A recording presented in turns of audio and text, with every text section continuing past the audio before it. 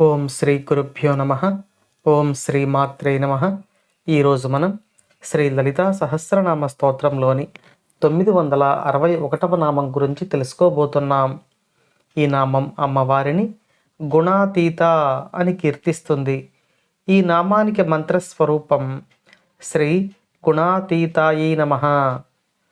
మనం ఇంతకుముందు నామంలో అమ్మవారు ఈ లోకములన్నింటిలో చైతన్య స్వరూపంగా ఉండి వాటిని నడిపిస్తూ ఉన్న ఈ లోకములకు సంబంధించిన వికారాలు అంటే పుట్టుట, పెరుగుట, తగ్గుట, ఒకనాటికి లయం అయిపోవుట వంటి వికారాలు ఏవీ లేని తల్లి కాబట్టి లోకాతీత అని అమ్మవారిని మనం కీర్తించుకున్నాం. ఈ నామంలో అమ్మవారు లోకాతీత మాత్రమే కాకుండా గుణాతీత అని వసిన్యాది వాగ్దేవతల చేత కీర్తించబడుతున్నారు.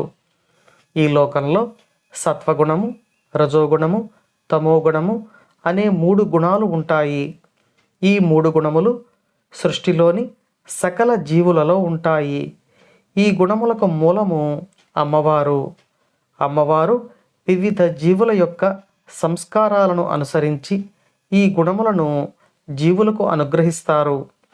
కానీ ఈ గుణములు ఏవీ లేని తల్లి, ఈ గుణములకు అతీతమైన తల్లి శ్రీ లలితా పరమేశ్వరి అని ఈ నామంలో వసిన్యాది వాగ్దేవతలు మనకు తెలియచేస్తున్నారు. ఈ నామంలో అమ్మవారు నిర్గుణమైన శుద్ధ పరబ్రహ్మముగా మనకు దర్శనమిస్తున్నారు.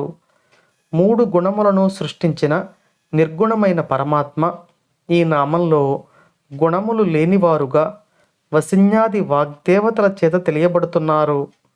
ఈ గుణములకు పూర్వమే ఉన్నవారు ఈ గుణములను సృష్టించిన పరబ్రహ్మం యొక్క శక్తిగా అమ్మవారు ఈ నామంలో మనకు దర్శనమిస్తున్నారు.